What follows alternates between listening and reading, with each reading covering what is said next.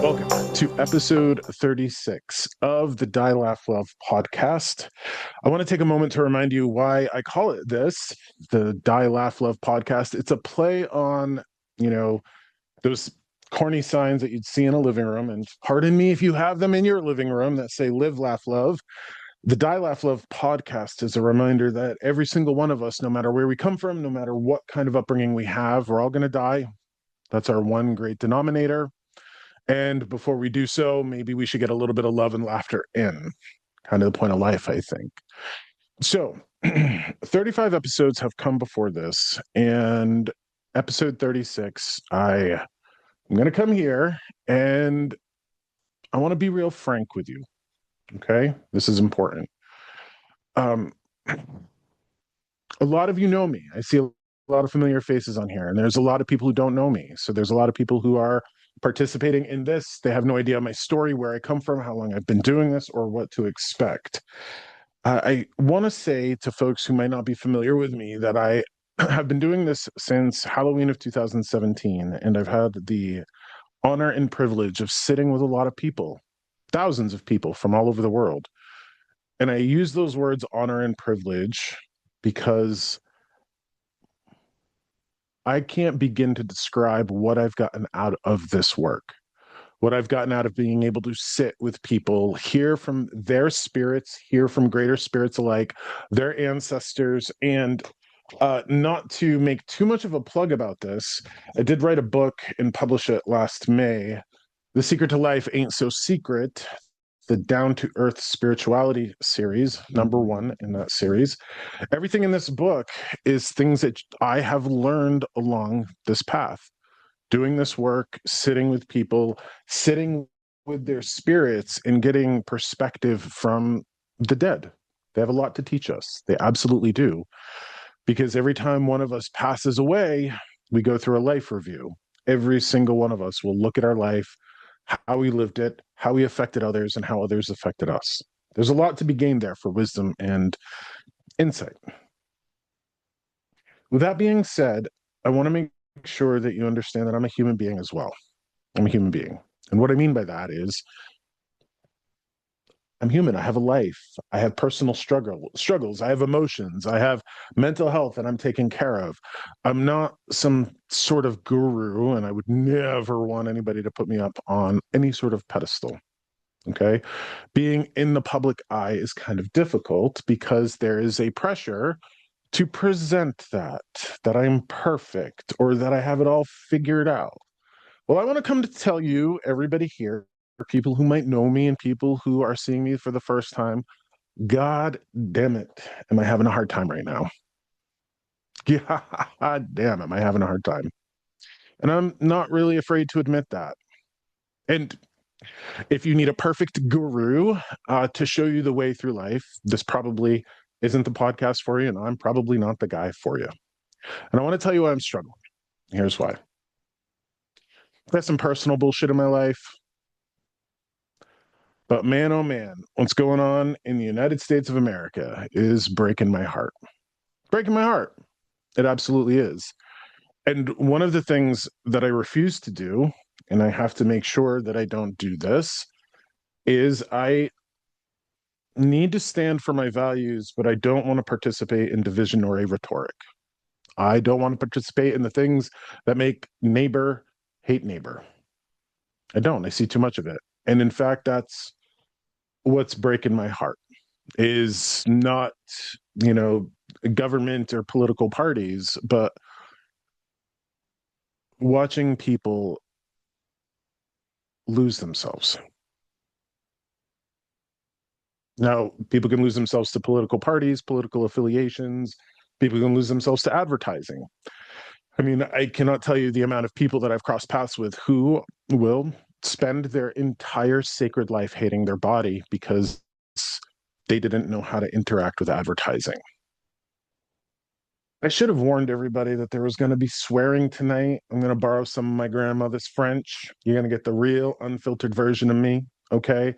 And these fucking things, God damn it. social media, cell phones, all of it. You're talking to a guy who, if I could, would throw it all away. I would hermit myself away.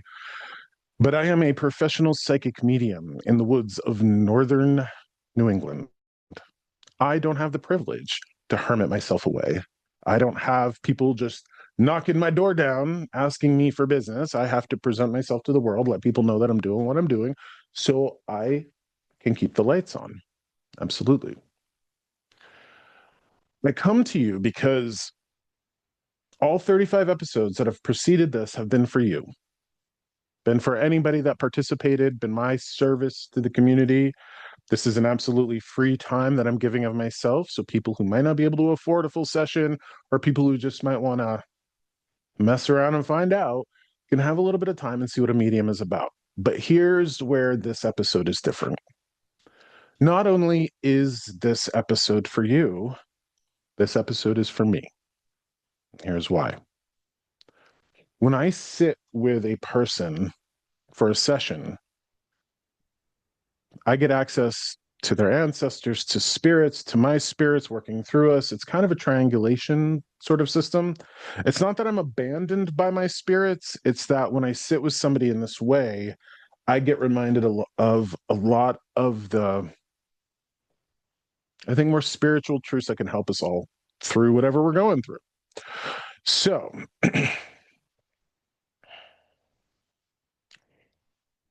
I want to invite everybody to take part in a breathing exercise. And this is something that has been helping me.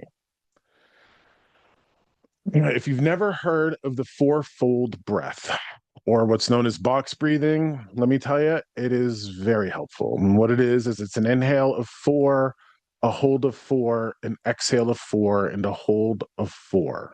Okay, so we inhale for 4, we hold for 4, we exhale for 4, we hold for 4. What that breathing exercise will do for us is it will help our nervous system. Now, before we dive into it, I want to tell you what I see the spiritual path is, and I see every single one of us going through this. I'm going to use some visual aids, and some of you might have seen me do this before, but right here is my reading table. This is where I see clients, and on my reading table, I have a Herkimer diamond right here. Little Herkimer diamond, little crystal. Funny enough, I've had this from my very first time doing this. I want you to see this Herkimer diamond, this little crystal right here, as a representation of your divine soul. Because guess what? Every single one of us has a soul. Every single one of us has an eternal part that will carry on after we die. Now, every single one of us gets born into this world and we get handed a body, we get handed genetics, we get handed parents. So here's my visual aid, a little bit of tarot card action. Here's your parents. Here's your school. Here's your best friend in 6th grade who betrayed you. Here's all the movies you watch.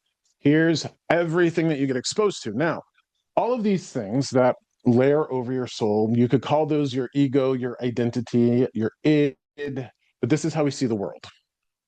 For me, the spiritual path is looking at how everything messed us up. Our culture, our parents, our religion, our politics, everything that we would be taught and exposed to along the way that would separate us from this. So, spoiler alert, the secret to life is the answer to the question, what would I tell my kid? What would I tell my kid? Because that returns us to this part of us instantly. Your mileage may vary. I've been doing this for myself. I take my own advice. If I'm struggling, if I'm hurting from watching people hate other people, I go to this and I say, hey, what would I tell my child? And then I actively tell myself that. I actively tell myself that. So I can get wisdom from this part of me. And if I tell you that I'm struggling, it's this part of me. It's this part of me. It's the way that I perceive the world, the things that I see. My soul, not really suffering. Okay. Thank you, Nicole. You ordered the book. Very informative and clear to understand. Thank you for that. All right. So let's dive into that fourfold breath, because those layers over our soul include our physical body. It includes our hunger. It includes our sleep. It includes everything. And if we're hungry and not rested, there's all sorts of things that will disconnect us from that spiritual side of us. So I want you to take a big, deep breath in for me. And then let it go. And we're going to start with that fourfold breath. We're going to do 3 rounds. So here we are. Inhale, 2, 3, 4. Hold, 2, 3, 4. Exhale, 2, 3, 4. Hold, 2, 3, 4. Inhale, 2, 3, 4. Hold, 2, 3, 4.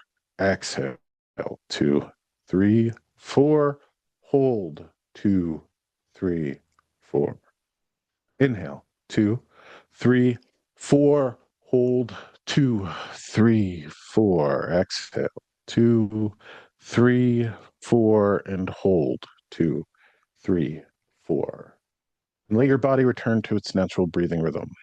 This is an online spirit gallery. And for those who haven't participated in this before, you're part of the show. You're part of the process here. And what will happen is I'm going to start to channel spirits, and I'm going to open it up to you to say, hey, that's my person, that's my scenario, that's my situation. Okay. The worst thing that you can do for a guy like me is to sit there and shut up. I've had way too many problems with that where I've channeled somebody and the person that that spirit was for didn't have the courage or the strength to pipe up. And so I would rather have too many people say, hey, that might be me, than not enough. All right. So here we go. Now remember that the intention that I have for this session is to help people who might be struggling in their personal life with what's going on in the nation around them. And I'm asking for wisdom from spirit for that. Now, when I woke up this morning and I start thinking about this episode, I have a very particular image pop into my head. All right. And this is where you help me out with this. I want to talk to somebody here in this group who would consider themselves a black sheep. Okay. A black sheep, somebody who has been kind of run out of town, is what I'm feeling, by their family, by the people that were supposed to love them. And the determining image that I got was a Pegasus. A Pegasus. A Pegasus has been in my head all day long. The winged horse from Greek mythology. I have to ask if anybody has these two things in common: a Pegasus on their dresser, poster, statue, something like that. Pegasus is important to them, and somebody who would consider themselves to be a black sheep, somebody who had issues with their family. Anybody here fit those pieces? This is where we get into the awkward silence.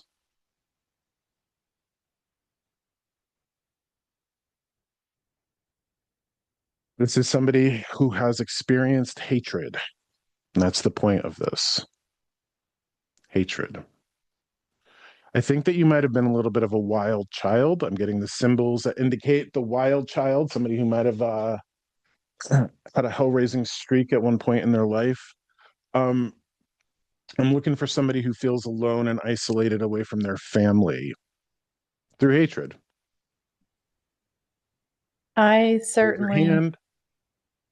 Oh, somebody's talking. Who's that? yeah, Susie. Um, Hi, Sue. Hi. So I haven't spoken to my brother. This is the only one that's alive right now, and a lot of my nieces and nephews for probably about 20 years. Okay.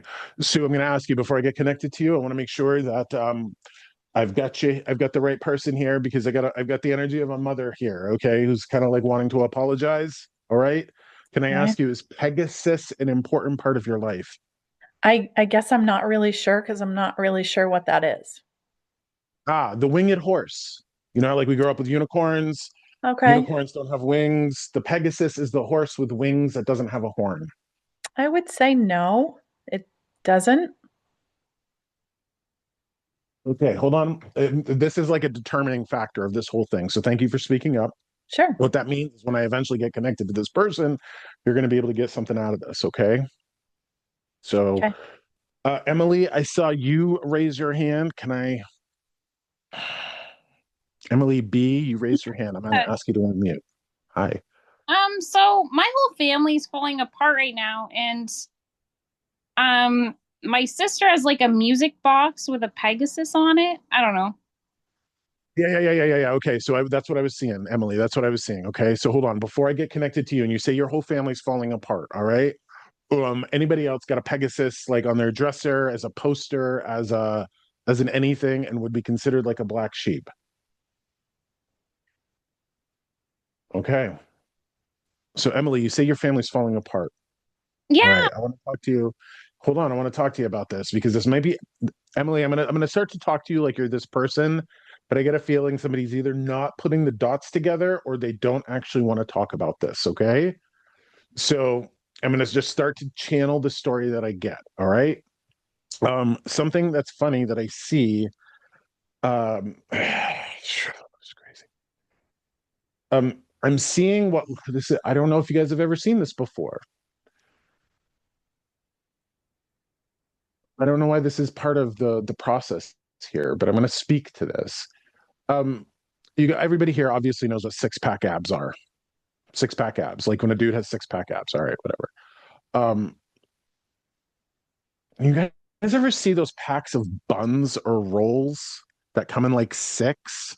And there's like a T-shirt or something. Somebody holds them up to their belly and they like pretend they have six pack abs using a roll, like a thing of rolls. This has something to do with the story. So Emily, I'm going to just ask you. I'm just seeing like a dish that has like all of these rolls in it, like lined up as if this person wants to talk about what they made for a recipe. Emily, can I ask, are you disconnected from your family? Have they ostracized you? yeah, but they've ostracized me and two other siblings. Okay. Here's something that's interesting, Emily. So thank you for this. All right. So thank you for this. Ostracized means, boy, that's a big word and it's an old word and it comes from clay shards in Greek, and ostracizing somebody's kicking them out, rejecting them. Okay. Here is the point of this. Emily, you know what I'm talking about when it comes to this family dynamic and how hatred is playing a part. Yes? Where did you go? Everybody's moving around on my screen. All right.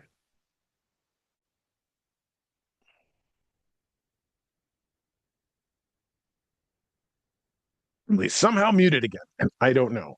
All right. I wish I had somebody that would run this for me so I could just sit here and do this. Okay, Emily, do you see how hatred is part of these family and relationship dynamics? Yeah, Okay. Here's like, and this is where I'm struggling connecting to you, Emily, because I feel like I'm supposed to be speaking to somebody who's all by themselves, who's been kicked out of their family because everybody just hates one another. Everybody's very angry. If this is your story, I'm going to keep going. Okay. So, all right. Here's the point of this: hatred consumes every time in every way, whether it's in your family, whether it's in this world. Hatred versus love consumes. Consumes. I just see a lot of hatred in the world right now. Hatred is a cancer. Hatred consumes. Now you can look at um well, here's more of my grandmother's French. Fuck it. Here's why. It breaks my heart to see people in the United States government throwing fucking Nazi salutes. Fucking Nazi salutes. Breaks my goddamn heart because they are. And real goddamn problem with that because the Holocaust and World War II, Nazism, awful. But guess what? Every single one of these particular types of governments, hate, hatred, it's all going to run out of steam and it will all consume itself, which means we have to be mindful of how hatred fills our heart and consumes ourselves. Now, Emily, I do think this is for you because as I'm talking to you, um, I'm and I don't know how to ask you to do this. I've got to encourage you to leave it all behind, to let the hatred consume itself, and not to get involved in it, not to get into the trenches with folks. Also, I'm getting this very strong message that you've been getting the urge or the nudge to go back to school or further your education, and that's something that you need to be paying attention to. Are you getting that, Emily? Yeah. Yeah. Okay. It's just like financially difficult, I guess.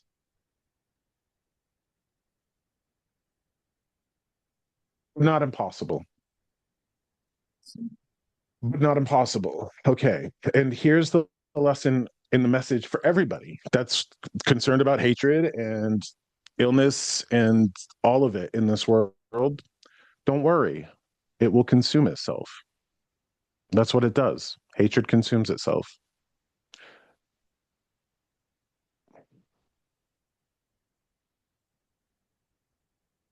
Shortly before I got on this session, and I'm a guy that tries to not live in an echo chamber. Shortly before I got on this session, I saw somebody in my local community share a Facebook post. And on this Facebook post, they were talking about their neighbors. They were talking about people who are opposite their political spectrum. Now, this woman, local massage therapist, you would absolutely consider her to be of the hippie variety. And God damn it, if you had to choose a side, you'd have to say she was leftist because it was definitely an anti Donald Trump post. And the bottom of the post said, "You fucking illiterate morons." Do you know how much that broke my heart to see that this person who has been consumed by hatred, whether it's for whatever reason, and my heart goes out to her. Emily, as I'm talking to you, um, does your mom ever speak like that? Does your mom look down on people? Where did she go? My sister does. Like, Your sister does. so my parents have developed like far right ideologies from fear, I guess. And me and three of my siblings are liberals, like on that. And then with what's happening in the US right now, I'm finding it very hard to stomach and be around my family because I don't know, it's very traumatizing, but my sister will talk to my parents that way. Like, and like I admit I like had urges to talk that way because it's frustrating. Um, but I just hear this like all the time if I'm near them. I just feel like there's no way for me to exist in this environment, I guess.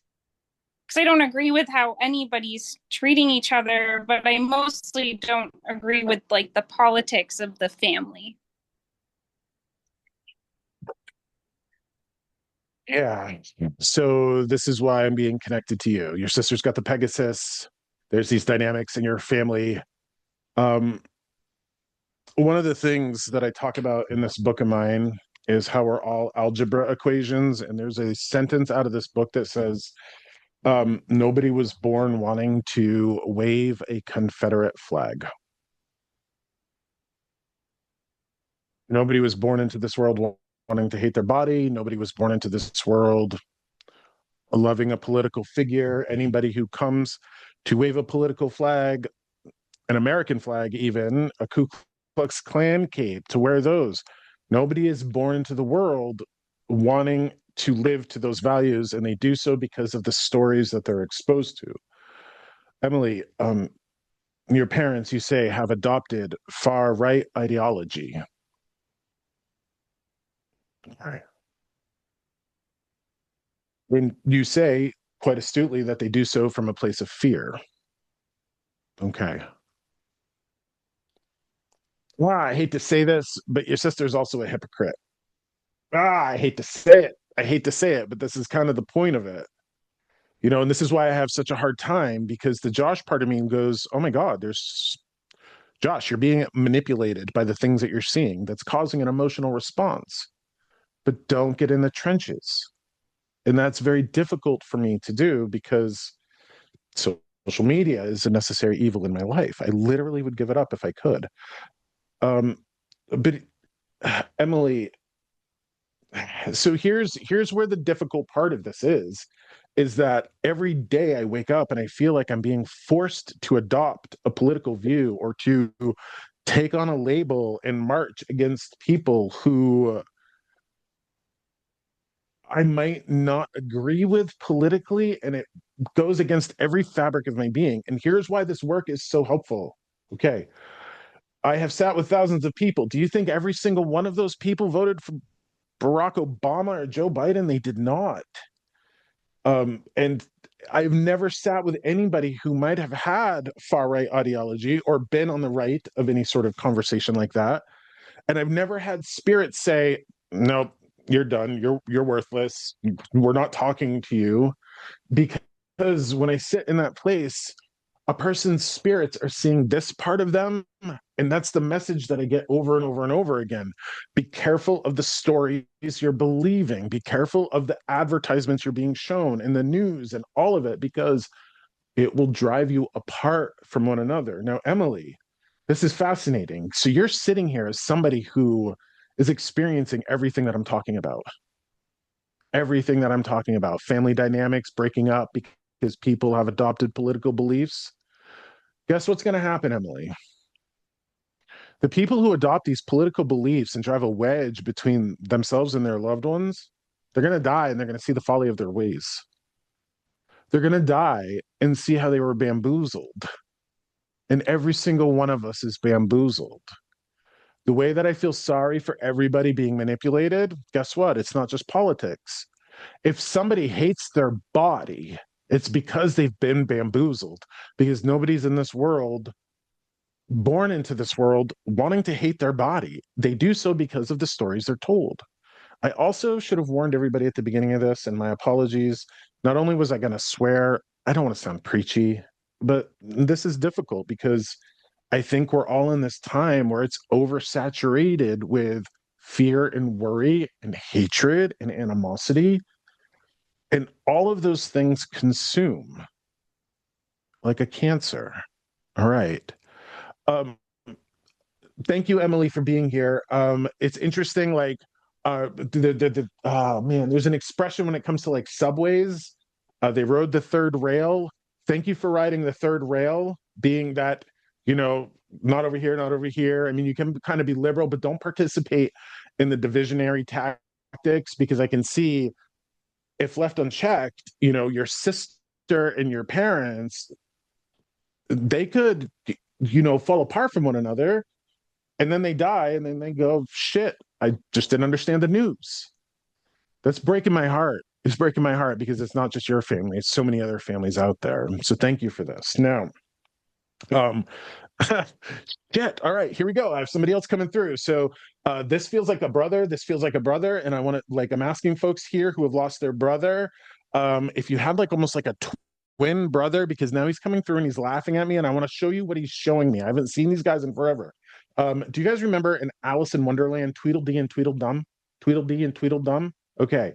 I have a brother figure coming through like Tweedledee or Tweedledum, like the big fatty.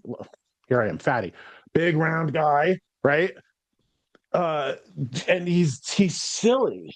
He's silly. He's giving me mechanic grease, which means he was either a tinkerer, worked in a mill like a mechanic. He's laughing about Rice Krispies. He's talking about breakfast cereal like Fruity Pebbles and Rice Krispies. Somebody here has lost a Tweedledum. No, he says that you're Tweedledum and he's Tweedledee. This is weird, you guys. Okay, like, he's Tweedledee and he wants to call his sister Tweedledum. So who here has lost a big old round brother? Wave your hand. I'll unmute you. All right. So we got a Gidget here. We got a Illa. I'm sorry if I'm gonna hold on, Gidget, for me. Illa, I'm being drawn to. I'm apologize if I'm mispronouncing your name. I'm gonna ask her to unmute herself. Isla. Hi. It's Isla.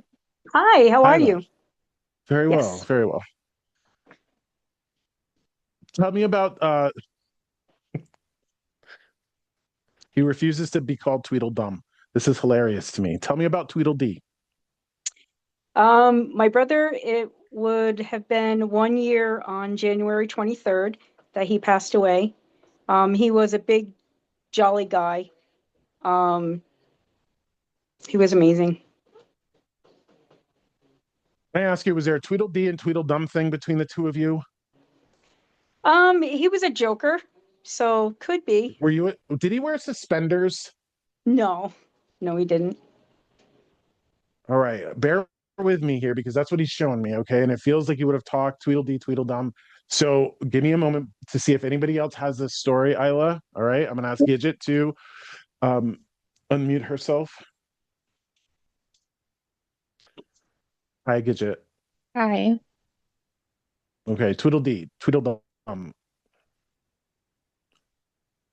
Gidget, did you have a Tweedledum or Tweedledee in your life? Yeah, my younger brother. Okay. Can I ask you, is there in your family, is there any maple sugaring? Maple syrup, maple sugaring? Um, kind it's not like the immediate family, but Interesting, because I'm getting a my message about saying, "Hey, do the maple syrup, like put the buckets out, or get ready for it. Do it." Okay. I'm gonna before I get connected to Gidget or Isla, I could just sit with you all day, Isla.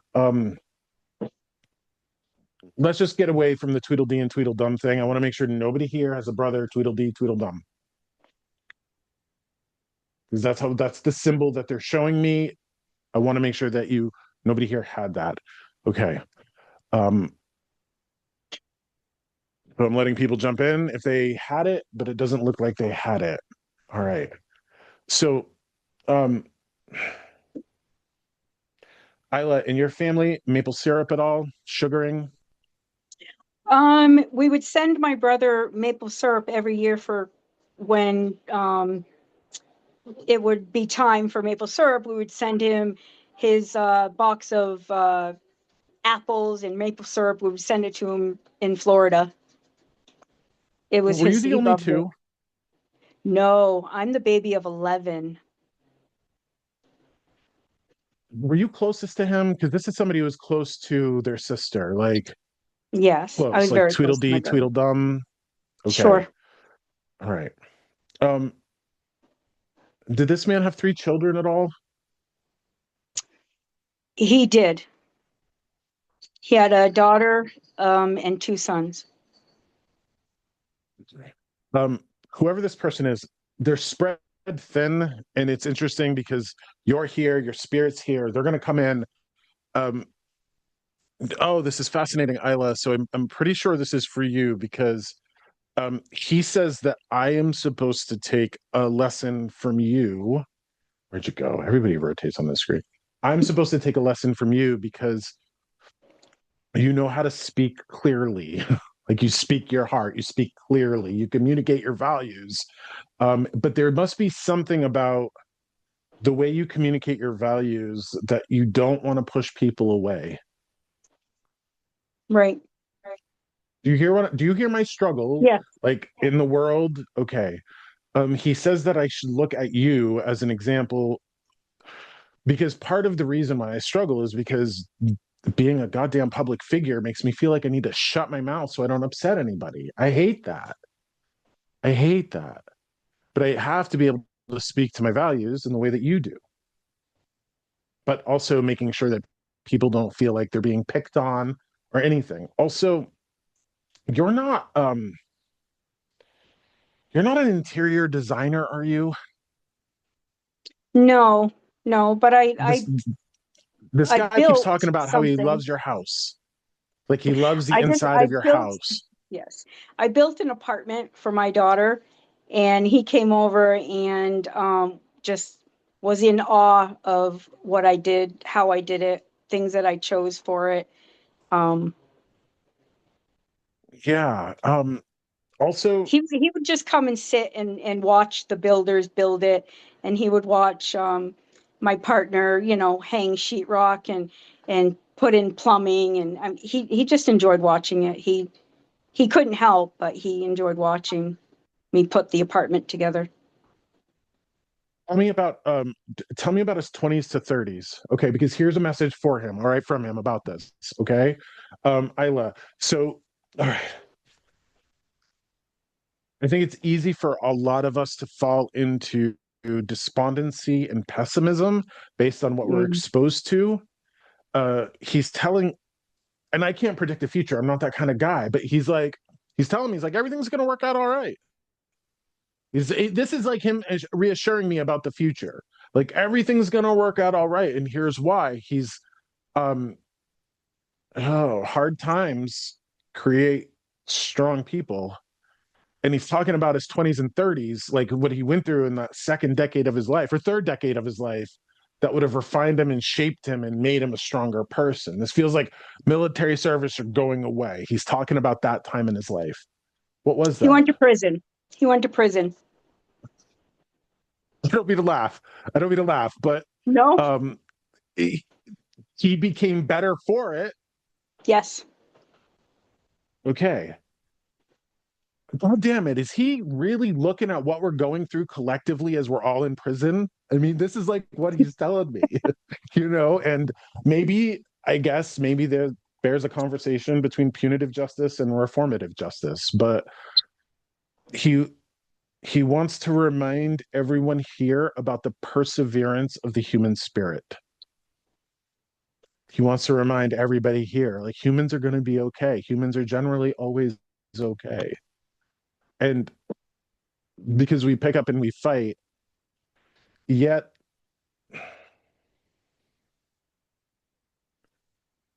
all right, well, now that I'm in prison in my head, watch this. What happens when all the prisoners fight with one another? Nothing good happens. What happens when the prisoners do what they can to get along with one another? It seems like everything is good to go. Um, so maybe we all just need to concentrate on not devolving into a collective prison riot. Um, but wait, he's also saying, Isla, how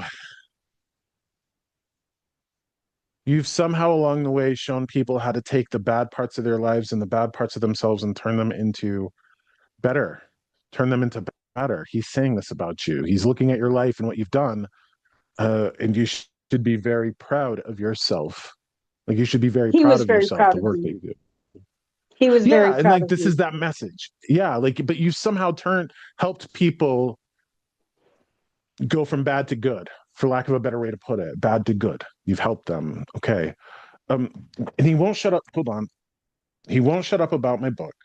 Um, and he says, wait, the second to last chapter is called The Unanswerable Question, meaning that as spiritual beings, we're always asking this question of like, what's the meaning of life? What's the meaning of us? But we're always asking this question that can't be answered. That also means that you're a spiritual seeker, Isla. But interestingly, have you ever practiced Buddhism?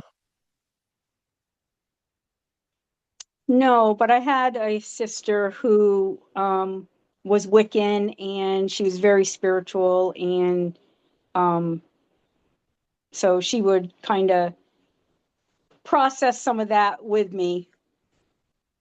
Yeah, no. So here's a funny thing. So in Buddhism, one of the things that I respect about Buddhism is that they're all about detachment. Mhm. Being detached and what have you. This is why I ask if you practice Buddhism because you have a sense of detachment that helps you exist in this world. But I want to Mhm. ask you, it doesn't feel like the type of detachment where you're sticking your head in the sand. No, no. Right. So maybe Isla, you came here to teach us all.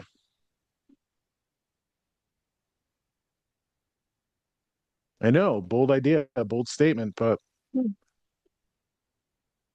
how are you an example in the areas of peace for other people to follow?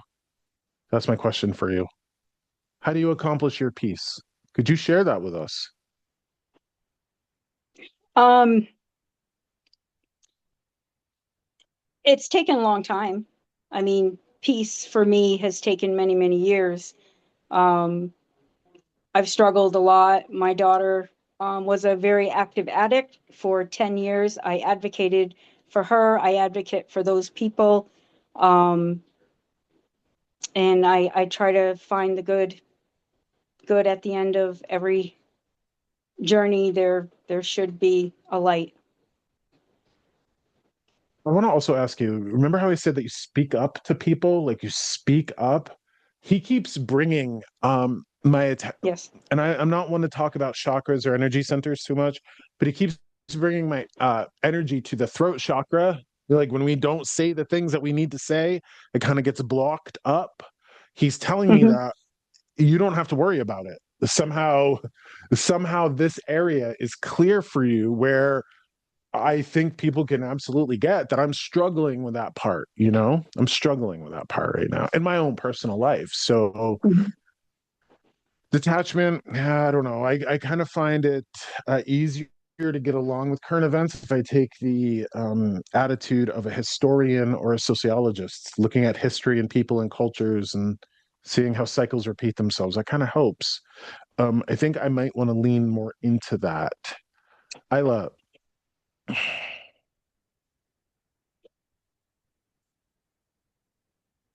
the humor is what helped him get through. The humor is what helped him get through and helped you get through. And that's his big lesson for us, is to remember to fucking laugh at things, laugh at things. And it's interesting. He's asking me to say things to you that I don't feel comfortable saying to another, like to a person or a woman. Um, and do you see what he's It's doing okay. here? No, no, no, no, Yeah. no, no. Hold on, hold on, hold on. Look at what he's doing here.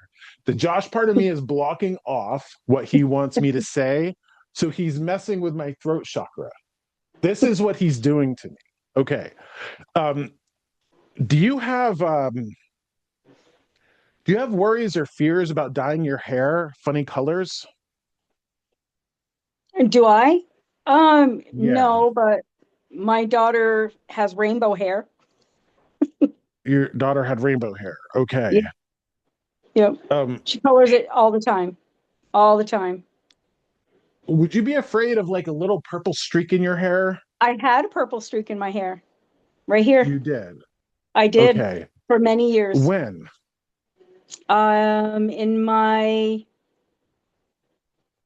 Are you afraid of that right early now, Isla? early 20s, late 20s, early Okay. Are 30s. you afraid of that right now? Oh, am I afraid of giving myself another purple streak? No, I wouldn't. Okay. I'm trying to tell him like that's inappropriate. Like I'm not gonna tell a person. How about this? Um, find your strength, huh?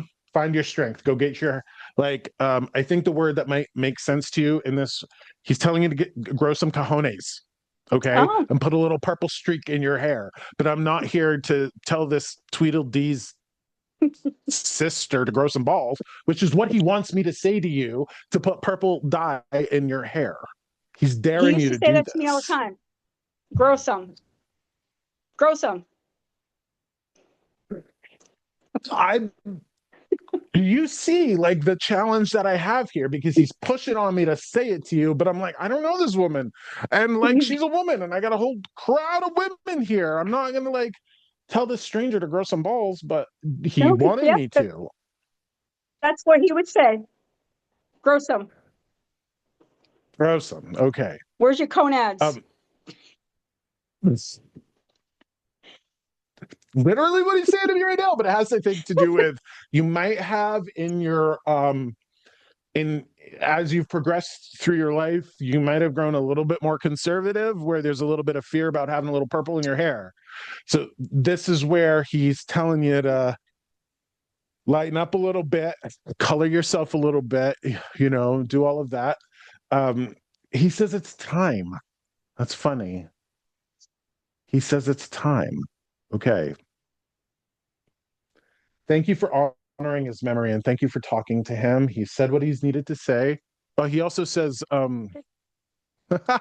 don't forget the comfort that a good, healthy meal can provide. Big heap and plate of food can provide. There's a lot of comfort that can come from that. So I guess not only don't forget your humor, but don't forget to feed yourself well, keep yourself fed. And I'm not speaking to Isla specifically, I'm speaking to all of Right. us that should remember how to keep ourselves nourished. All right. Uh, Isla, when I said that you take the bad, you turn it to good, you said you had a daughter that was a drug addict and advocated for them and have worked with addicts and all of that. I have to thank you for that because that's noble, sacred work. It's easy for people to just go, oh, addicts, they chose it, blah, blah, blah, blah, blah.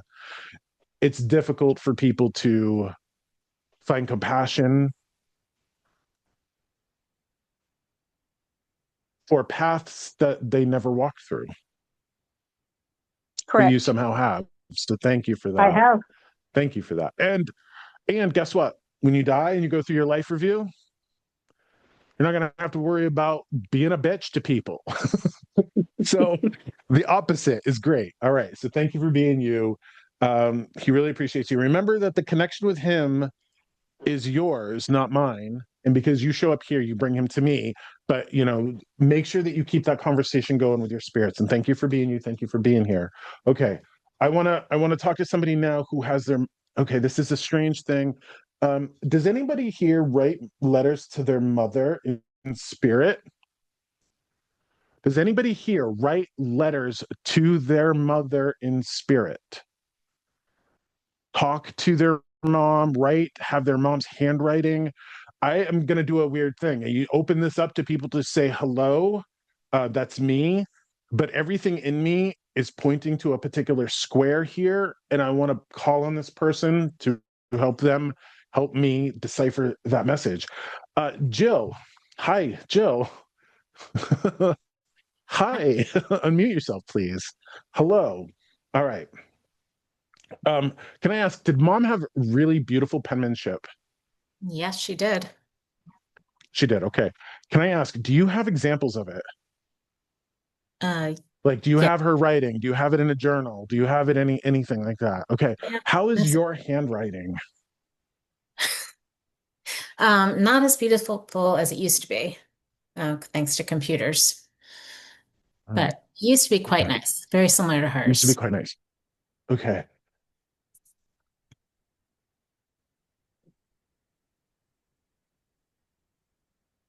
This is strange, Jill. Have you ever heard of automatic writing? Do you know what automatic writing is? I'm not sure what So that is. automatic writing is when you just start writing and it's like channeling, it's like letting spirit come through. Okay.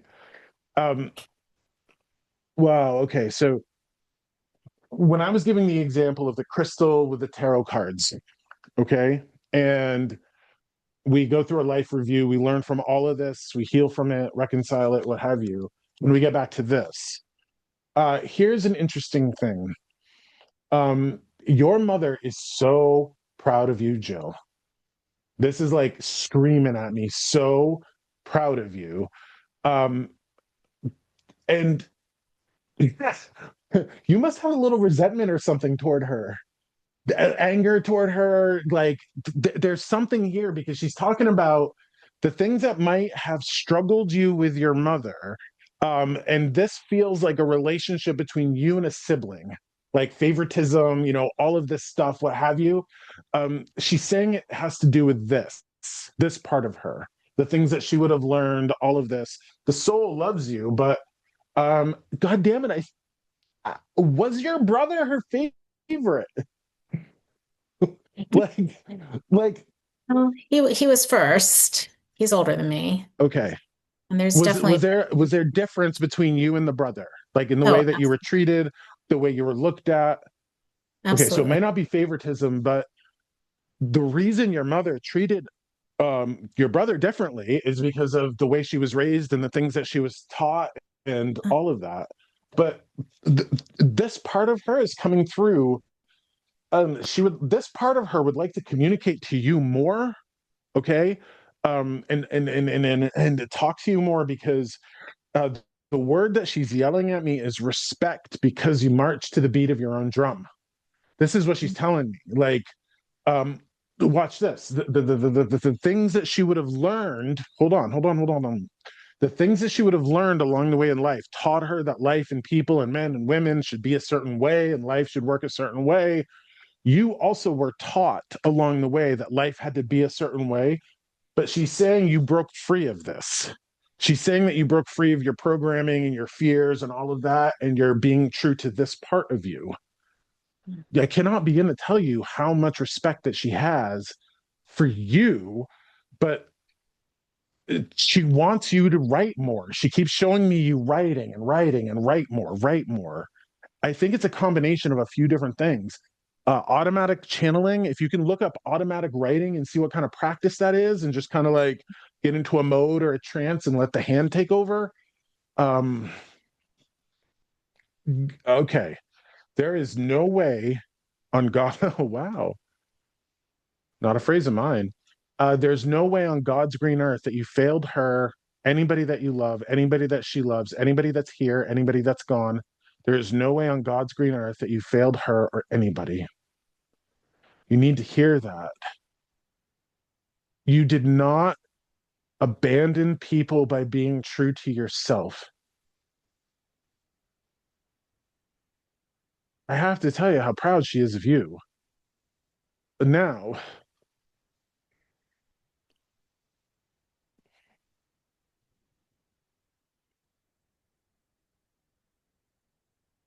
he wishes that you could speak more freely, like the way you speak after you have a couple vodka tonics or something, like a little just little loosey goosey, like you're just too clammed up, and she wants you to freely speak. There's this issue with speaking up, which is sitting in the face of the challenge that I'm going to ask you to do. I She needs you to tell people here how you march to the beat of your own drum, how you were true to yourself, so that you can show other people the same. Can you share just a little bit of your story and how that applies and why your mother respects you? Sure. I spent until recently, until 2022, I spent my life taking care of other people, taking care of my mom, then my dad, and then my sister-in-law. And in 2022, I moved across the country away from my brother and his wife so I could start my own life. And I actually just came back from a visit there, and I was there for 4 weeks, 5 weeks. And I just fell back into all those old habits of putting everybody first. So it was a kind of a good reminder of why I moved away, why I moved away. But I do feel guilty. I still feel that I've failed people. You know. Jill, Mhm. I totally get it. I know a lot of people have felt that way, but here's something that I'd like you to remind you of. If anybody else in this session felt that guilt, you'd never have them feel that. Mm. If they had that story and they had that guilt, I don't think that you'd want anybody here, any stranger to you, I don't think you'd want anybody to feel that. So, in the way that you would bring that wisdom to a stranger, it's our responsibility to bring it to ourselves. What we would tell a stranger or tell a loved one, we got to tell that to ourselves. What's fascinating to me is that she's taking full responsibility for it. Oh, it's all my fault. Everything you're talking about is me. Like, she's totally taking all responsibility for it. So I know this is kind of heady, and this is all, like, these are big concepts for people to grasp. Your mother is now in a place where she understands what kind of variable she was in your equation. Do you see that? Like, she had her own story, she had her own equation, but she became a supporting character in yours.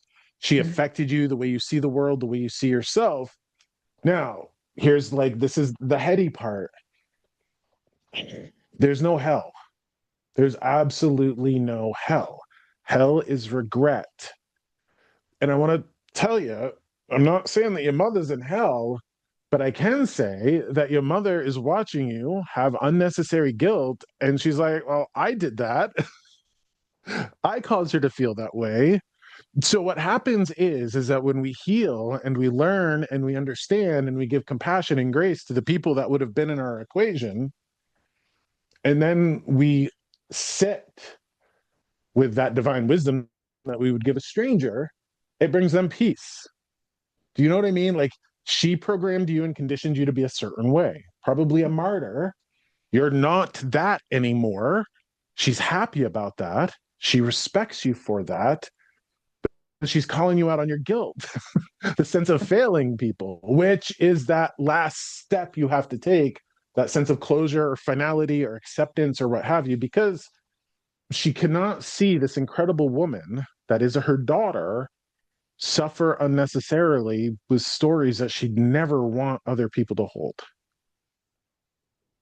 You see what you would give your mom by giving yourself grace, by giving her grace? You give yourself the best life and you give her the best life. Um, Here's an interesting thing that I have to talk about. And God damn it, I don't like being political. But let me tell you, Jill, your heart is hurting, isn't it? Mm-hmm. Okay. Yes. She wants me to talk about what happens when people die. Okay. And this is where I get kind of a sense of peace and a sense of sorrow. Now, I'm going to use an example.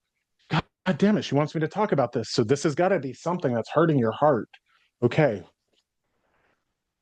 A few weeks ago, we would have lost Renee Nicole Good, I think was her name. Okay. Mm-hmm. And like shot by uh, immigration, right in the head, all of Right. that. And, God damn it, I watched the videos, didn't want to. And shot by somebody who called her a fucking bitch after he shot her. That's hard not to viscerally respond to. Okay. Mm-hmm. Here's what's going to happen when that person dies. This is where I take satisfaction. And she wants to let you know that this is going to happen. When he dies and he goes through his life review, every moment of his life will be examined. And any moment where he intentionally caused pain, bad news bears. Here's why. That man's going to go through his life review. He's going to go through all the things that made him the arrogant egghead he was. He's going to get back to this part of him. And if any of these things he picked up along the way caused him to intentionally cause pain in the lives of others, this part of him will suffer. But guess what? You know how long that part of him's going to suffer? Mm-hmm. For as long as that action ripples out into the lives of her family. Mm-hmm. I really want to be very clear here with a lot of people because we see a lot of harshness in this world, lack of justice. God damn it. I don't want to talk about this, but I'm gonna.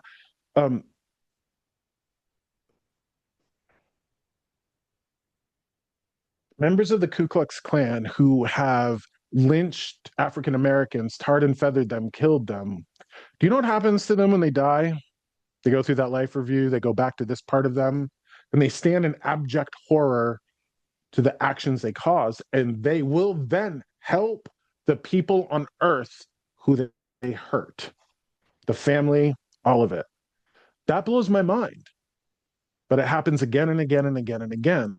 So that immigration control officer who would have shot Renee Good, if it was an accident and he had no intention of causing that pain, somehow all of existence knows that. And when we go through our life review, we see that. If it was an accident, well, it was an accident.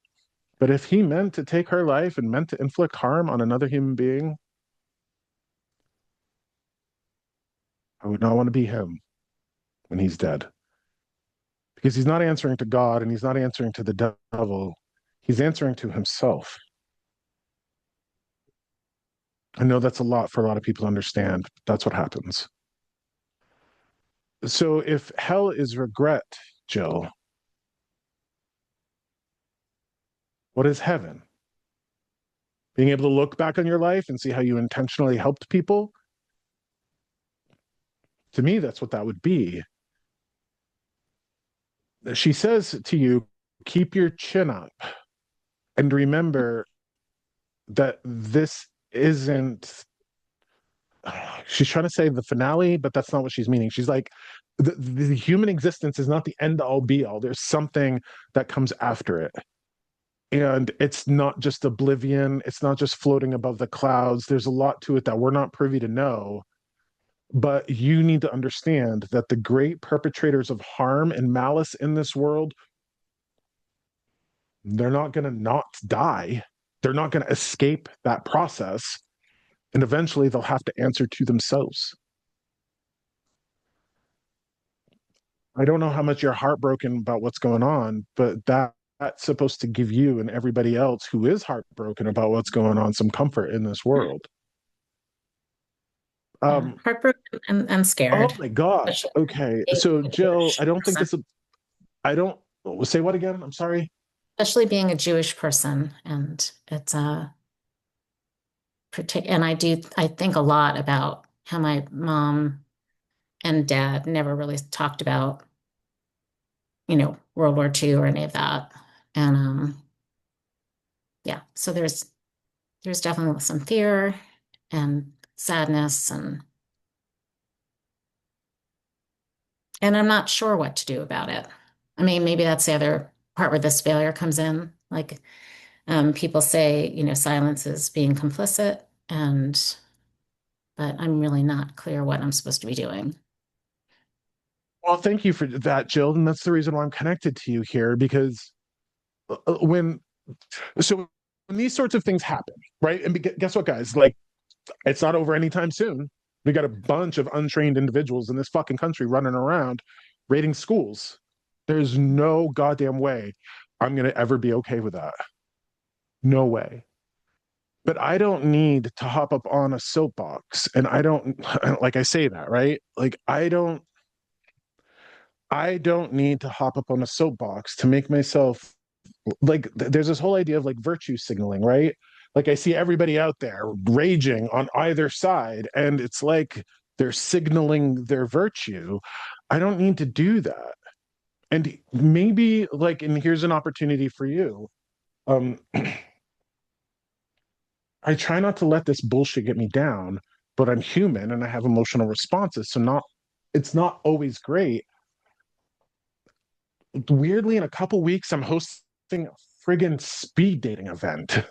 I know. like, right? Like it's so bizarre for me to be emceeing and hosting a speed dating event, but I see the epidemic of loneliness out in the world. There's an epidemic of loneliness, and there's not enough opportunity for people to cross paths with other people. So I'm like, okay, I've had fairy tale love for almost 2 decades. I might as well try to help other people find it. So, in answer to that, Jill, don't forget. Okay, hold on. Your mom loved flowers. Like, I'm seeing poppies and I'm seeing like beautiful flowers, beautiful flower arrangements. When it comes to like what I offer on social media, my own personal page, I'm trying to offer beauty and art and humor. I'm not trying to offer fury and rage and add to the fire. So I feel the pain that you're feeling. I absolutely do, because it feels like, yeah, you know, none of this is right. None of this is okay. I want to give everybody a trigger warning here. Don't want to insult people, but we have a president who was recorded on tape about grabbing women by the pussy. I can't unsee that. I can't unhear that. And that is absolutely the most disgusting behavior that I could ever consider. I'm just going to keep sharing art. I'm going to try to create events that bring people together. When I have that speed dating event, I'm not going to ask people who they voted for. It's ridiculous. I'm going to try to contribute light and the goodness that I can, while also trying not to be consumed by the darkness. So don't don't sell yourself short, Jill, in what you are contributing, because if you're actively not hurting, then you're contributing a lot. And don't forget the power of beauty and flowers and humor and art. He tells me that you have sculpted yourself. You are your own work of art. He says that you are your own work of art. And perhaps in that way, hear me out on this, Jill. Your life, your story, the perseverance against that sense of guilt and leading your own life, that's artistic. That's leading a life of art. And when you shared your story here, do you know how many people here listening to this can relate to that feeling of needing to help and feeling obligated and feeling guilty because they're not wearing themselves thin? In your own way, Jill, you got to remember that you just inspired some folks. So while you might feel powerless and you might feel like you're not contributing and you're not speaking to your values, don't sell yourself short. Remember what you are contributing just by being you. And that goes for everybody who feels that same struggle. Okay. All Thank right. you. Oh, God damn it, guys. I'm feeling better. Like, I'm feeling better. See, like this is for me as much as it is for other people. I'm feeling better. All right. Okay. Hold on one second. Thank you, Jill. She's gone. Somebody else is coming in. And here we are. Thank you for being you. All right. Um,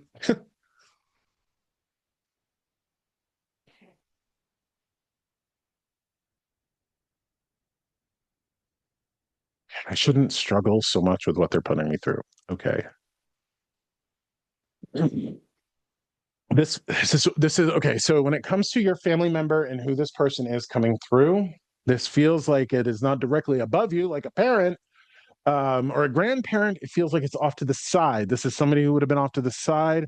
And it's interesting. This is a male. He feels like he might have been a cousin that was so older than you that this cousin might have felt like an uncle. Okay. Um, and I want to tell you what he's showing me. I don't know if he had a mustache, but he's showing me Cheech Marin, which means he was a cannabis user. Okay, like I'm smelling pot. This guy would have been a bit pothead in life. Okay. Like and I don't know why he keeps yelling Larry in my head. Larry. I don't know if his name is Larry. I don't know if that's a joke. Um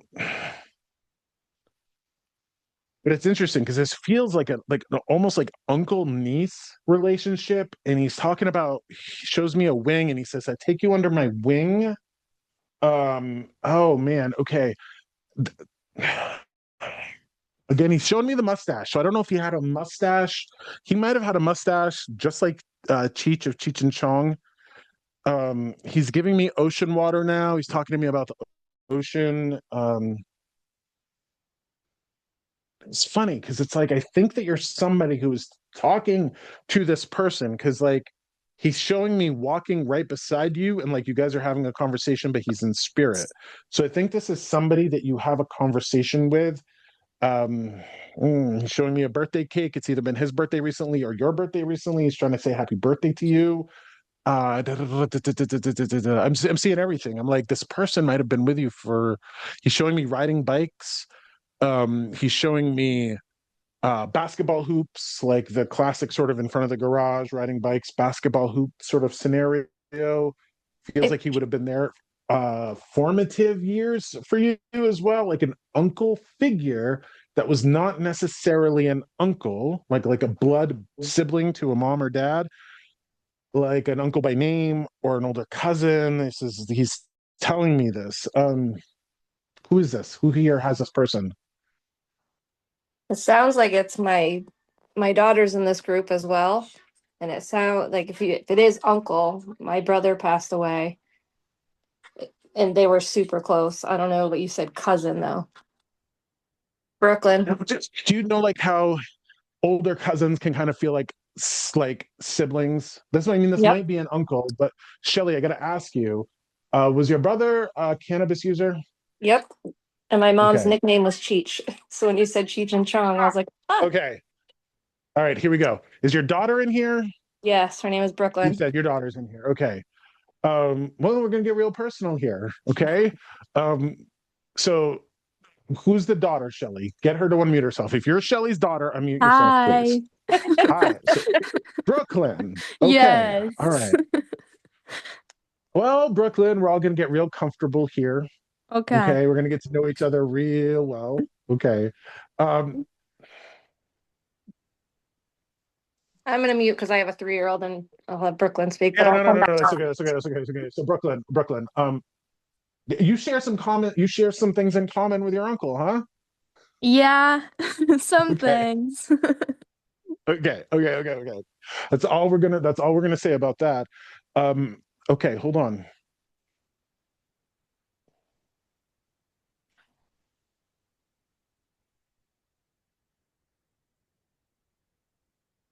Can I ask you, Brooklyn, are you single? Yeah. Okay, hold on.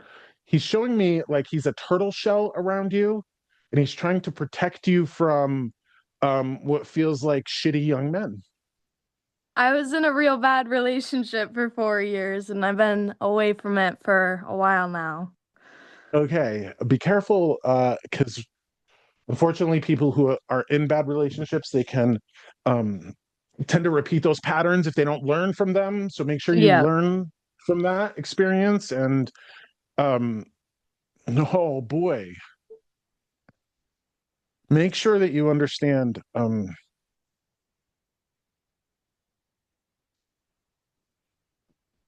See,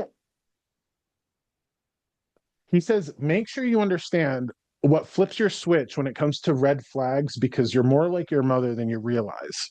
This is what he's saying, which Okay. means that your mother must have loved a few red flags along the Yeah. way. Yeah. Okay.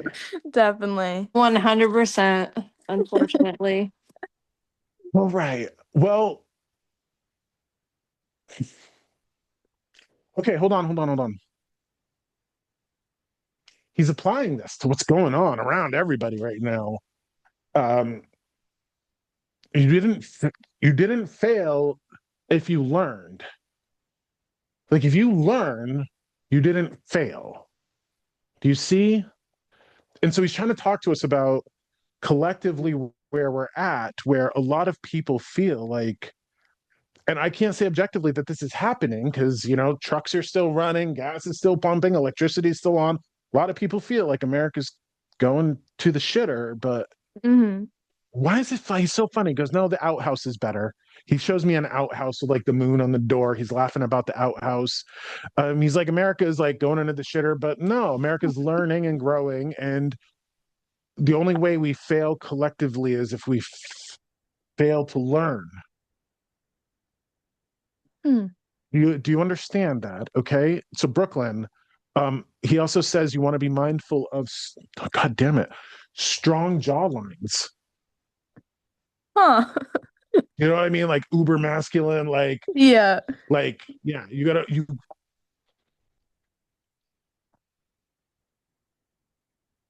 understand the animal part of yourself so you don't fall victim to it. And what I mean by Okay. animal is like we're a biological mammal, like we have needs for sleep and eating and all of that. If we get hungry, we get real weird and irritable. Hmm. Under Okay, hold on. Understand the biology of the human animal that you inhabit so you can not fall victim to it. And he says that applies to everybody who's having a fear reaction right now. Hmm. I was called out by somebody the other day by emphasizing polarities. And I'll tell you how this worked. I was talking about how humans are either motivated by love or fear.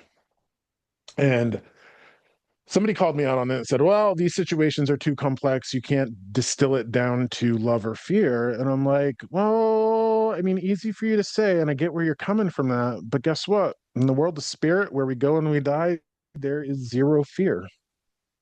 There's zero fear. So if there's zero fear in spirit and there's zero fear in our soul, where does the fear come from that we're all experiencing, or some of us are experiencing? It's interesting because he says, oh my God, okay. So I want to really like, guys, I want to be very transparent about my process because I put myself in this position and I want to deliver these messages. And the Josh part of me is having a real hard time with it. He's talking about this is not my term. This is the term that some people use. Oh my God.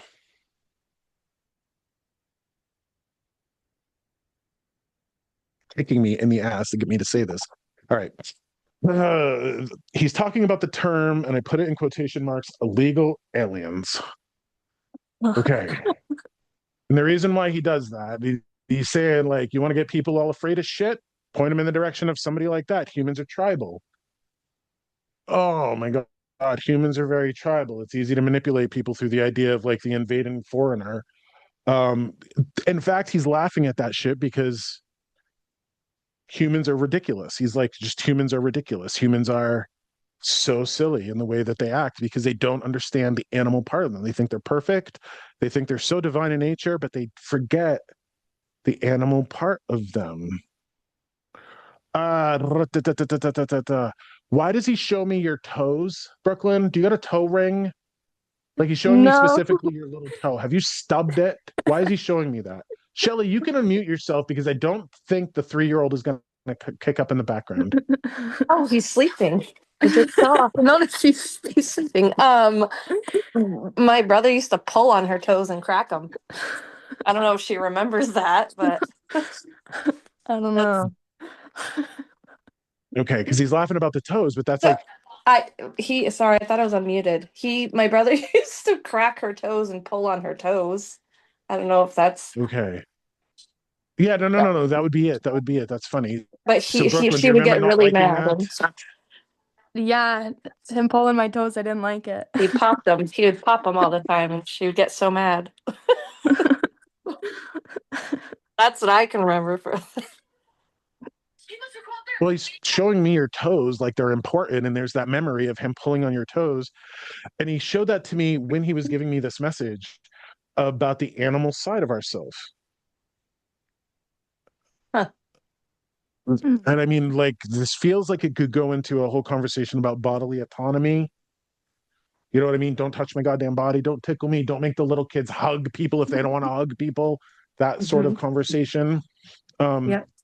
But it's interesting because he says, and he says this with love. He's like, you've always been weird with your body, like your physical self. It's been hard for you to inhabit it or understand it. He wishes that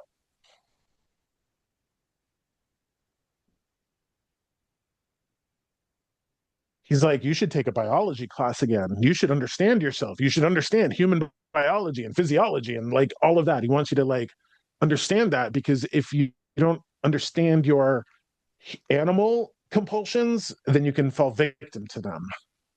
Okay. And I think, and he's somehow applying that to what's collectively going on in the United States. If we can't understand our animal tribalism and our animal parts of ourselves, we're going to suffer from them. Okay. Interestingly, Brooklyn, you have a car. Yeah. Okay. What's illegal about it? I need to get inspected. Just barely got that should, registration. if that doesn't show you that your uncle's watching you, wants the best for you, that should absolutely show you. That's Okay. funny. All right. Also, funny enough, Brooklyn, you get reactions to shitty jewelry, don't you? Like if you were to wear crappy jewelry, right? Like you get Yeah. like rashes. Okay. Oh yeah. All right. So watch. See, this is so weird, right? I'm going to show you guys what happens when I tap into this other side of ours. Every time I do a group event, whether it's in person or virtual, Spirit always finds at least one person in a crowd that has sensitivity to crappy jewelry. And there's one reason why, and here's the message. And this is for you, Brooklyn. This is for Shelly. This is for anybody in the family or anybody here who would have reactions to shitty jewelry. Don't dye your hair. Oh. Don't Why? dye your What's hair. the? Here's why. If you have reactions to shitty metals, like crappy metals on the outside of your skin, what happens when you spend a lifetime dyeing your hair every 6 weeks, absorbing those crappy metals into your skin through your scalp over and over and over again? The idea, okay, I'm not a medical provider. I can't provide medical advice, but it has been years that this message has come through from Spirit. I will acknowledge that hairstylists hate me when I say this to people. They hate me. But I also have to say that I've had a hairstylist tell me after a live event that I'm onto something, because hairstylists die more often of bladder cancer than anybody else. Hmm. Very I interesting. am a, yeah, I'm a believer, and I got to preface this, I'm a believer in personal freedom and bodily autonomy. I've said this to people before, and they've said to me, I don't care, I'll die early. Mm. They'll shave 10 or 20 years off their life so they can be beautiful by society's standards. You just want to make sure. How about this? I'm always drawn back to the fact that, like, pregnant women shouldn't dye their hair. I don't think non-pregnant women should dye their hair. It's not up to me, though. It is your body. If you do want to dye your hair, make sure you work with your stylist. It'll cost you, but it's worth it. I mean, work with your stylist to get the highest grade, kind of organic, natural hair dye that you can. Okay. Mm. Um, Brooklyn, this is very important for you because, you're a younger person. You could very well lead, I don't know, like, there's no scientific study saying women who dye their hair, some women, not all, get to a certain age and they have real things go wrong with them because of the steady accumulative effect of those chemicals in their system. Um, but Brooklyn, I want to tell you what he's showing me, and I don't know if you've had this in your family. Please take it all with a grain of salt. Shelly, please take this all with a grain of salt. Okay. Mm-hmm. He says this. See, I fucking hate having to give these messages. I don't hate it, but I struggle with it, and I'm going to be transparent about it. He says this is your best way to avoid brain cancer. Huh. Like tumors in your head, tumors in your brain. Like if you're going to dye your hair, dye it very naturally. Okay. Is there cancers of the brain in your family? Um, a cousin, but she wasn't, it was like a marriage of marriage. It wasn't like a blood cousin. Like, it wasn't like a blood thing. It wasn't like blood Yeah. cousin. She was like married, and my Yeah. No. uncle No. No. It would married have her to mom, be. but nobody, it's all heart disease in our family and tragic accidents, unfortunately. It's, Yeah. No. He's just talking about. He's specifically talking about like brain cancer. Okay. hmm. So out of all the areas that he could pick, the same guy who knows that your car is not inspected, That's so funny. you just want to be careful with hair dye. Here is Okay. interesting, something that you can do. Okay. So Isla, looks like she was here earlier and I was talking to her about the purple streak, right? You can dye your hair so long as you don't let the hair dye absorb through your scalp. Huh. Do you see that? Like, I think like highlights and Mhm. stuff. Like, if the Yeah. dye is only touching the hair, I don't believe it's getting absorbed into your bloodstream. Oh, okay. That makes I'm sense. not I'm not trying to turn you into Laura Ingalls Wilder, Brooklyn. Okay. So just make sure that you understand that. Shelly, you're gonna know who That's little that is. I'm not Little sure House on the Brooklyn's gonna know who Prairie. that. Okay. I'll show you Okay. Brooklyn. Show her. Okay. Brooklyn, I want to tell you that your uncle's very proud of you because you've learned how to say no. Okay. Mhm. And he's rooting for you. No, oh, he says, don't be an asshole to your mother. What he's saying. What's that? Like, Him or don't, my he's showing you son? stubborn with heels, with like heels dug in. Don't like, oh, in Brooklyn, your mother did not pay me to say this, but he says your mother is always right. Oh, I Okay. don't think so. I mean, See? Oh. Uh, wait. He points me to something around Christmas. He says she was right about Christmas. What happened during Christmas that your mother was right about? oh God, What were you right about? I don't know. I don't. Can I ask you? Yeah, hold on, Shelly. It feels like you went to somebody's house or somebody's party and you're like, oh, I think somebody's going to be there, but you wouldn't know that. And you get there and then that person's there. It feels like it's of an intuitive nature.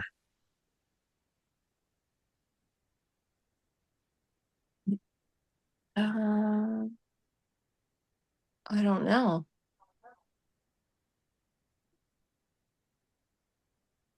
Christmas was small. Where I went or where she went? No, he's just saying you were right about something that Oh, you suspected or you felt. It feels like you knew somebody was going to be at a house or something. He's trying to tell me that you have this like mother's intuition. I'm going to put it in like air okay. quotes, mother's intuition that um And Brooklyn should listen to he me more. and Brooklyn should listen. So she's on your team, Brooklyn. She's on your team. You got to remember, Mama's No. on your team. She might tell you things that you don't like to hear, but she somehow knew you were with a shitbag before you did. Probably. Hmm. I don't know. Mother's intuition, feminine Mother's intuition. Okay. intuition. I'm gonna say that. Remember, Brooklyn. Okay. But remember, if you're beating yourself up about that relationship, Brooklyn, as long as you learned from it, it wasn't a failure. You learned from it, right? Oh yeah. Okay. Mhm. Um, so he's talking about your senses, and this is funny because I'm not sure he's delivered the message to you, but he really wants you to understand your body. He's talking about be careful of the men who smell good. Okay. Like Huh. cologne, anything like that. Be careful of like the smells because those are things that can make us go, right? They can make us go, all right. Um, oh shit. Okay. You guys are friends. You're not just mother and daughter, you're friends. Like you guys have like a relationship where you're friends. So Brooklyn, if you're not there already, it's going to be a relationship where you're going to become like friends and sisters versus mother and daughter. And he now wants to give this message to Shelly. Brooklyn got her, I was going to say stubbornness. He said ignorance. Okay. You just like ignorance. You get it, Brooklyn, from your mama. Okay. Mhm. And what happens, and you got to be careful of this. Shelly, this is a message for you. Make sure that you do not cause Brooklyn to have to parent you when you get older. Because in the Okay. same way that y'all are stubborn and dig your heels in, eventually you're going to have to take and accept the help of your daughter as an adult, as an older adult. Don't Yep. become don't become like your mother. Yeah. Don't become like your mother. Okay. But remember that she has your best interest in mind and it talks about a relationship that's going to go the distance, like decades. Okay. And that's beautiful. That's Awesome. incredibly beautiful. All right. That's amazing. Shelly, Hmm. what he says about you is that when I'm talking to Brooklyn about um, her relationship, and she didn't fail so long as she learned, I'm not sure that you're very much at peace with your past because he says what you had to do to get Brooklyn here, you had to do. And you didn't fail so long as you learned. And you learned, right? Okay. So, Shelly, in the same way that I told Jill that there's no way on God's green earth that she was a failure to her mother, failure to anybody in her life, failure to anybody anywhere at all, I have to also say something very similar to you. Shelly, there is no way on God's green earth that you were a bad mother. Okay? You did the best you could with what you had. You always seem to circle back to what was best for you and your family. He says you need to go to a concert. He wants to see you in your live music shirt. Like he wants to see you in like a black, like metal, like t-shirt. Like Kelly, I'm not sure you're very much at peace. Okay. And I want to encourage you to get there because your conflict is self-created. Here's why. And I'm not pointing my finger at you. I'm just talking to you about the story you're telling yourself. In the same way that Jill would not want any other woman in this world to feel guilty for living for herself, There's absolutely no way you'd want a woman who was forced to make the decisions you made over the course of your life to get to this point with such a beautiful child and feel like she was a bad mother. You would never want that for anybody, right? No. Okay. But it's If hard it's when not true for other people, I'm sorry. I lost my oldest. So that's what tears me up. You lost At your the age, oldest. my oldest, my son, February 1st of this year will be a year. Okay. And that's what tears me up. Because he chose to leave.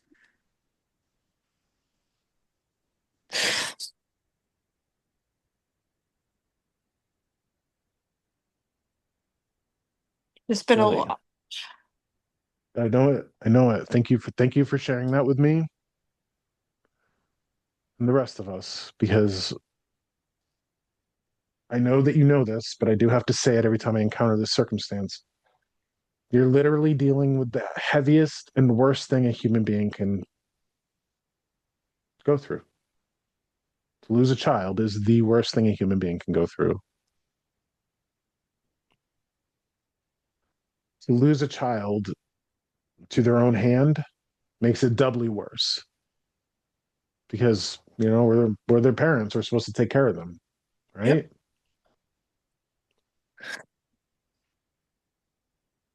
I want to walk you through a thought exercise that I walk a lot of people through that have lost their children to addiction. I'm not saying that's what this is, but I want to use an allegory or a metaphor for you. Shelly, imagine us standing at the ocean side and it's low tide. And it's about 5:30 in the afternoon, and high tide's about to happen. And I say to you, Shelly, hey, could you do me a favor? Could you go down and make sure that high tide doesn't happen? Possible. The sun's about to set. Could you please make sure that the sun doesn't set? Or the rain's about to fall. Could you please make sure that the rain doesn't fall? Unfortunately, and fortunately, living with your son, well, he was a force of nature. And he had to combat forces of nature in himself and outside of him. But you didn't fail him.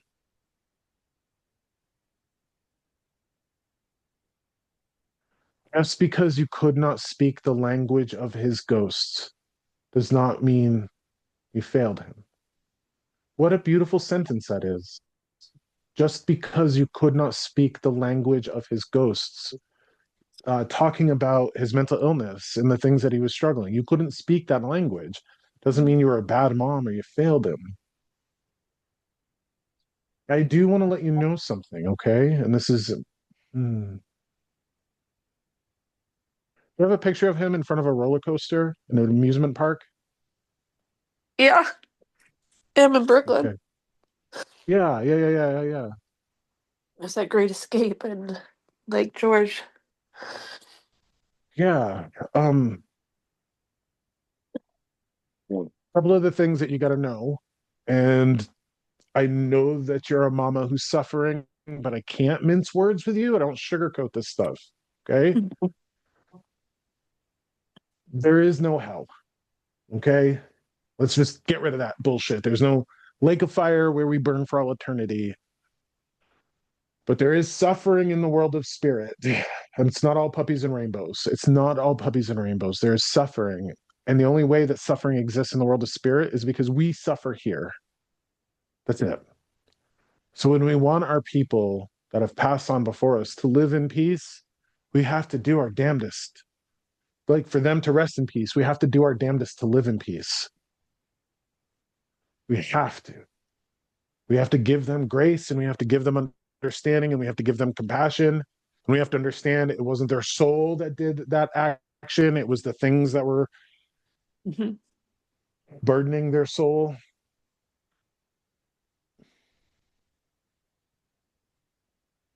what separates us from the world of spirit is very much like a one-way mirror. This is how your brother knows that Brooklyn needs her goddamn car inspected. Okay? This is how your brother knows this. It's like a one-way mirror we see in a cop show. They see us, they feel us, they know us, they watch us, we're their movie. When a person takes their own life, Shelley, they don't poof out of existence. That's what they want to do. They want to poof out of existence, but that doesn't happen. They go to the other side of the one-way mirror and they watch and are connected to the suffering that their action caused. So when we heal and we move through grief and we understand we're giving them peace, our peace is their peace. And unfortunately, you can't be walking around telling yourself that you failed or that you were a bad mom or any of that stuff, because that's not the truth. And you don't want him watching you do that. You know what I mean? Yeah. Yeah. Okay. So the part of the reason why I came here and I was like, fuck guys, I'm suffering. I'm not in a great place right now is because I think it takes a lot of strength, a lot of bravery to admit vulnerability. I think it does. I think it takes a lot of that. And it's funny, my grandma's coming to me right now. I was not taught to be vulnerable, not by my grandparents and not by my parents. I was taught to be John Wayne. You shut up and you don't feel anything. Okay. I'm not living that life. And I'm not going to come here and pretend that things are affecting me that aren't that are. My point is, man, Shelley, this kid must have loved microwave popcorn. Do you know about microwave popcorn? I just cannot get the smell of it, taste of it, sight of it out of my head. He was always eating. He was always eating, no matter what. What's the Nana. microwave popcorn thing? Are you Nana. cooking it in your house? My mom, he lived with my mom, and my mom and him would hang and at night, and he'd be stoned, and they'd eat popcorn. Oh, and actually, he always had a tin, like the 3 tin, like the caramel, the butter, and the whatever popcorn. Yep. Yep. Love of popcorn. Okay. Shelley, your house has wooden exterior. Shelley, you muted yourself. Oh, Wooden exterior? Yeah. Do you have wood on the outside of your house? And like a little porch. Okay, hold on. He's asking me to have you hang. I'm seeing what looks like one of those wrought iron plant hooks, like to Yeah. hang one off the post and to put like a suet feeder, like one of those tubes that feed the birds. He's asking you to do that, and I see it going into what looks like redwood or like dark, like a wood. I see it getting like screwed into like a natural grain wood. Oh, He wants the may- birds around you. maybe it'll be He the wants the my. birds around you so he can speak to you through them. Okay. I have a We can bird feed the feeder birds. on I have a bird feeder on my back porch, and there's like 4 cardinals that come, and I got so excited Man, okay, because that's what he was talking about. He wants to show up as cardinal, but there's an interesting thing here. He wants more of that. Like he okay. wants you to put more out on a different side or a place where you can see it. Um,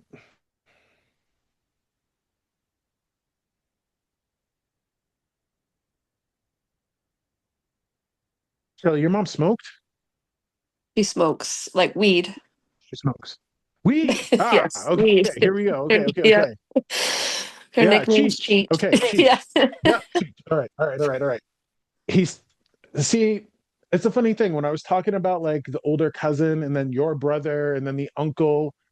I think the uncle and the like your kid was coming through at the same time because when he's talking to me about like being around your mom and really loving to be in what feels like a big comforting cloud of smoke. Makes sense. It's cheap. uh-huh. Yeah. Him and Nana were thick as thieves, like him in Brooklyn. Oh yeah, just don't make sure she gets a second opinion about her hip, okay? Her hip. Oh, okay. Like don't let her go under the knife at the first doctor's suggestion. Okay.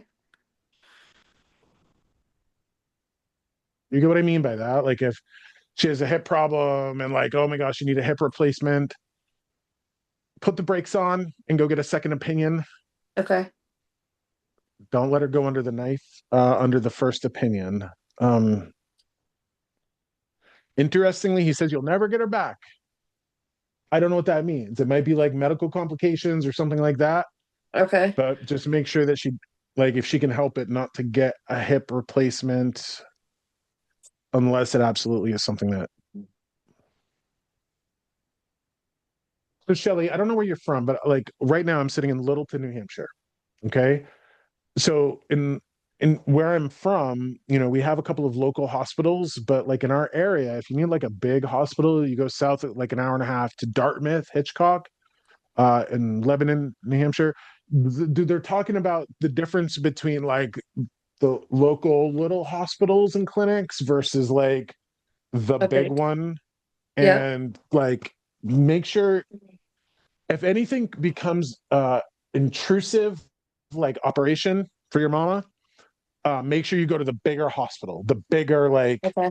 like for us where I'm at, like you want to go get real medical work done and like the professional stuff, try to go to Dartmouth versus like the local hospitals. So we're Do in you see what I Vermont, and mean? I always push like my dad had heart surgery in Boston. And I always tell my mom, if you have surgery again, you're going to Boston. Just That's like that. okay. Don't let the locals, you Yep. know, just say, hey, you need a hip replacement. We're gonna pop it out, pop it in, and everything will be good. Don't like Okay. if there's no other choice through all the opinions that you get, make sure you go to the big There hospitals. you go. Okay.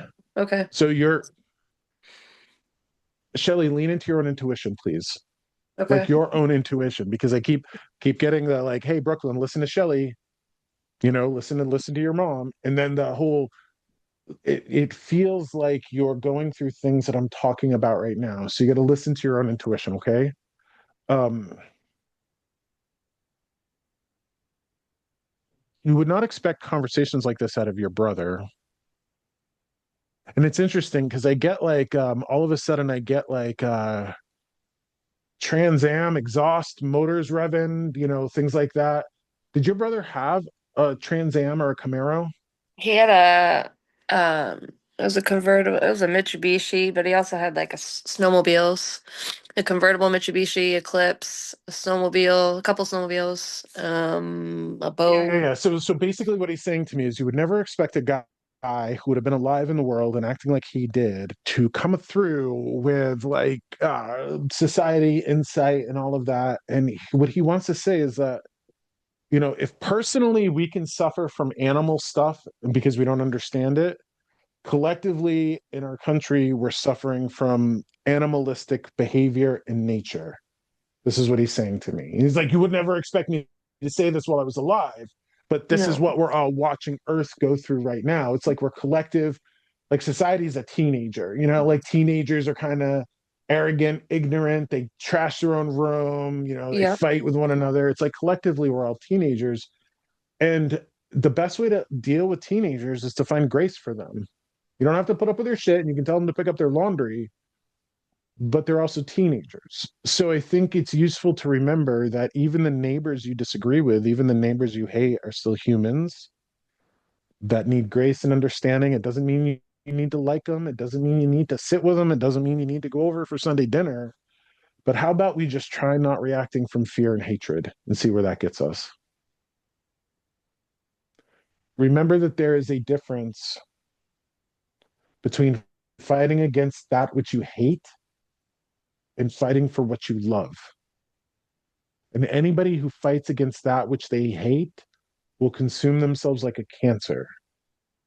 If I was on a battlefield and I had to fight with somebody, I would want to be fighting next to somebody who fought from a place of love versus a place of fear or hatred. So, Shelley, as you walk through the battlefield of your life, and as you are now a member of the bereaved, once you become the bereaved and you lose loved ones to death, you're in a club that you'll never be out of. You got to walk through that battlefield with love. And I want to remind everybody of this: humans, love or fear. Shelly, you got to love the mom who's gone through the worst thing a mother can go through. You cannot go through this process fearing that you failed your son, because that's not reality.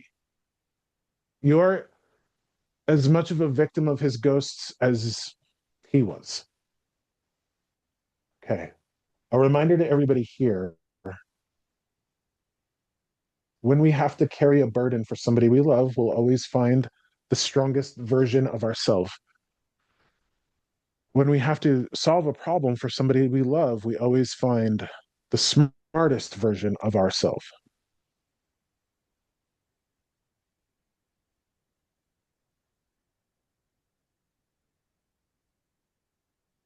Shelly, until you move to spirit and you're reunited with him, and weirdly, he's now showing me roller coasters that look like the dinosaurs in the Flintstones. Like he shows me this roller coaster that you guys have a picture of, right? But Oh, it's you the remember in the Flintstones, yeah. like Fred slides off the dinosaur, all that shit.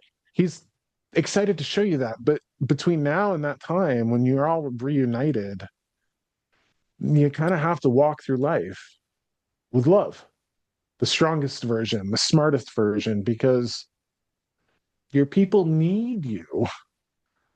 You're burning through a lot of energy telling yourself stories that you'd never want other people to tell themselves. So do this for me, everybody. Kelly, Brooklyn, everybody else that's here, put into your mind one of your biggest regrets, shames, or guilts.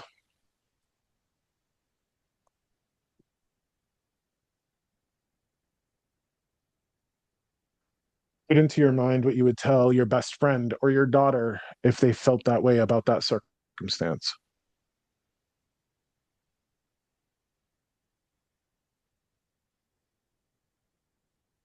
Imagine if you all compared the two, what you're telling yourself versus what you tell somebody that you love. I bet they're different. And I want you to take this opportunity to see one is a lie and one is the truth. What you would tell your daughter is the truth, not a lie. And you got to ask yourself, how's life going to unfold for you if you continue to lie to yourself? Also, Shelly, I don't know how you're taking care of yourself, but you're going to be one old broad. You are. You got vitality and strength. You're going to be real goddamn old. Like real old, which means if I'm picking up on that, you come from women who are old, like 80s, 90s. Mm-hmm. Okay. I want you to do the math for me on this one, please, Shelly. Do the math from your current age to say 88. Does not feel out of the question for you to live until you're 88 years old. That's a lot of decades, right? Mm-hmm. Okay. Can you imagine going through the rest of your decades, beating up on yourself as a mother, when you would never want another human being to do that? No. You don't have to. Nobody's asking you to. Nobody's blaming you for anything. You get to tell yourself the truth, and you get to walk through the next many decades of your life at peace, because guess what? You are your son's movie. Believe it or not, he's watching you all. Okay. What kind of movie are you giving him?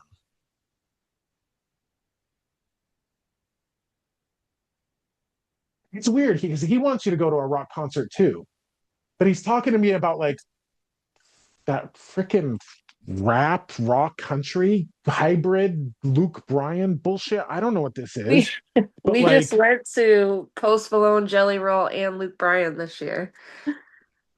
And Jelly Roll and Post Malone Post was the best Malone. concert. I got it all out, I think, at that concert. It was Brooklyn. It was the best show I've been to. Mm-hmm. okay, you need more of that. Because like I can get it. Like as a grieving mama, you're gonna feel like, oh my gosh, I can't like, why, Mm-hmm. who am I to go enjoy my life, right? Who are you not to? When you participate in those things and they give you joy, You are passing that directly to everybody in spirit who loves you.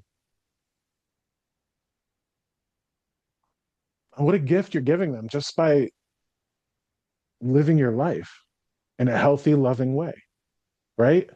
Yep. I just, you have some harsh people in spirit too. Just it's like you're responsible for the story you tell yourself. Okay, like here's some like kind of spanking grandma energy coming in with like a ruler or a yardstick or something like that coming in and saying, "Hey, listen, this is you. Like it's your responsibility to just tell your heart the truth. You loved your child loves you. You were blessed to have him for however long you did. You're not ever permanently disconnected from him. Do him a favor and bring him to these concerts with you. Because when you go, that's what's happening. Like literally on the other side of that one-way mirror, you go to these shows, look at what you're giving him. Also, you have his ashes. Did he go into like jewelry or a necklace or anything like that?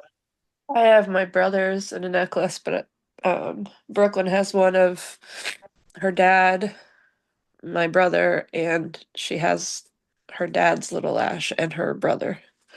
We have a lot in this. Yeah, there's something about bringing those necklaces and wearing them to the shows. Oh, I had my brother's necklace, and then I had some of Dylan's in my suitcase I brought with me.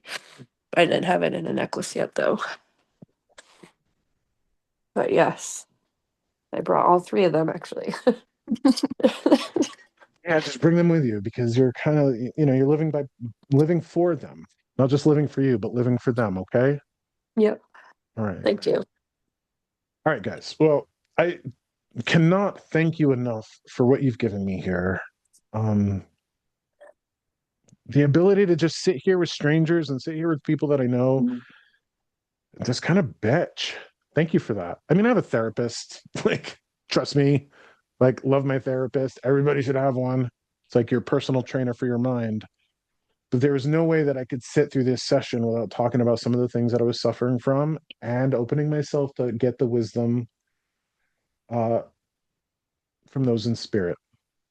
So thank you guys for participating in this. The next one will be posted in a couple weeks. I'd invite you to join in. You can find everything about me, my readings, my podcast that you're participating in, my meditations, my books, everything on my website. And if you're local and single, consider joining us on Valentine's Day weekend for our speed dating event. Okay. And please help, because if you know anybody in our area that's a man that's single, tell them about this, because I have a lot of women signed up and very few men signed up. So just goddamn how it is.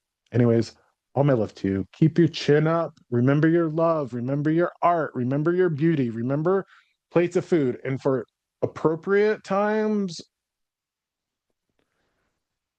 remember your plant allies. Okay? Not just the cannabis, but the chamomile tea as well. All right? Use your herbs responsibly, folks. All right? Okay. All my love to you. Thank you for being here. I'll see you next time.